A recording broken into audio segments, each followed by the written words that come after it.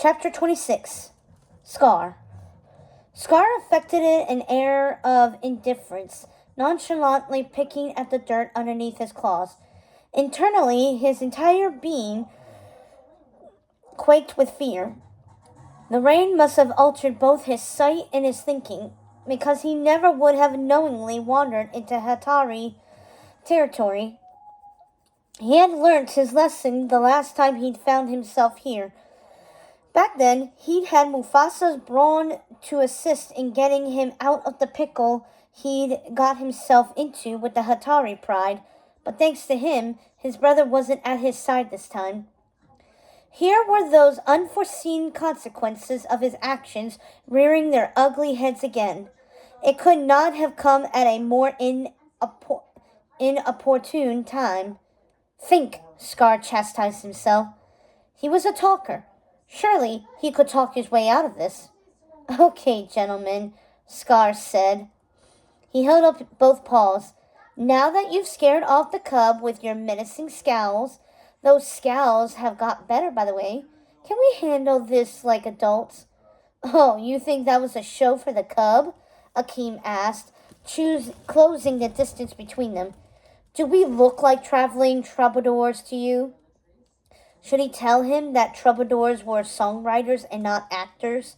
Probably not. Scar also decided against telling Akeem that they looked like they could all use a good bath. Voicing his opinion on that subject would only lead to an earlier death. Hakim appeared to be on the brink of charging at him right this moment. The meathead lion had never liked him, and that was even before Scar had tried to exert dominance over their little pride back when Hakim was its sole ruler. Now that his two brothers had returned to the fold, they were even bigger bullies. Maybe if Scar's brother had allowed him to share the leadership duties in their pride, Scar would not have gone out looking for another pride to rule. So it was Mufasa's fault. Mufasa may have got him out of trouble with the Hatari all those years ago, but it had been because of Mufasa that Scar had gotten into that trouble in the first place. And this time his trouble was all due to Mufasa's son. It was so ironic. He would laugh if his current situation weren't so dire. He should have returned to Pride Rock when he found Nala sleeping in that first kopje. Instead, his bloodlust for Simba was going to get him killed. Maybe he was the troubadour here. Scar could not think of anything more tragically poetic than the tale of his impending demise. Hope that little cub knows the way back home, Akeem said as he and Hakim broke away from their brother, approaching Scar from opposite sides, because you won't be able to show her how to get there. Gentlemen, Scar said. He retreated until his back slammed against the wall at the base of the rock formation. This is quite unnecessary. I did not invade your territory on purpose. Like I told you, it was an honest mistake. I had to get the cub out of the rain. They continued advancing. The third brother, Scar couldn't even remember his name, snarled, baring teeth so sharp that he could already feel them sinking into his flesh.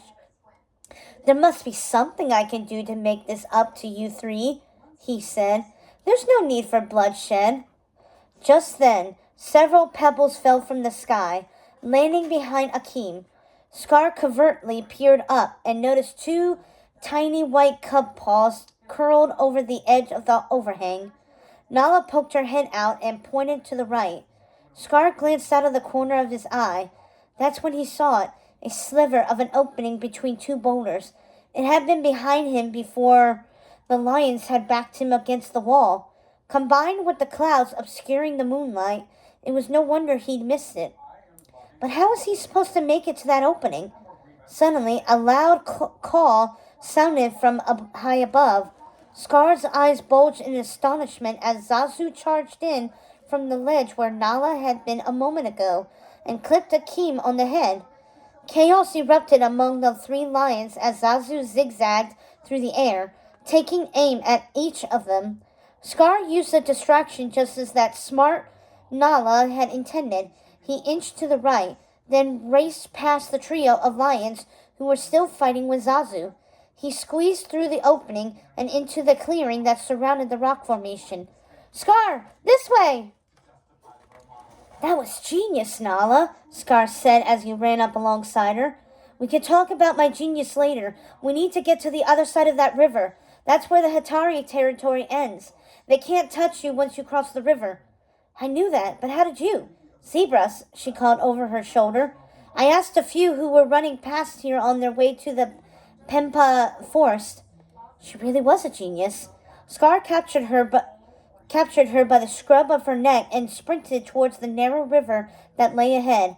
Run, Saya! Zazu appeared at his side, coursing through the air like lightning. Run! Run! Run! Scar didn't even pause at the bank of the river. He dove in, carrying Nala with him. He knew it to be both narrow and shallow from the times he'd come to this region in the past. One thing he had not expected was the swiftness of the current. The heavy rains had caused the river to swell more than usual, sending him and Nala sailing south. It was to their advantage. Scar looked back and saw the 3 male Hatari lions running along the bank of the river, but they couldn't keep up with the speed that he and Nala traveled. The rock formation where they'd taken shelter grew smaller and smaller. Zazu continued flying just above them. He yelled out warnings, instructed Scar about what to look out for in the water.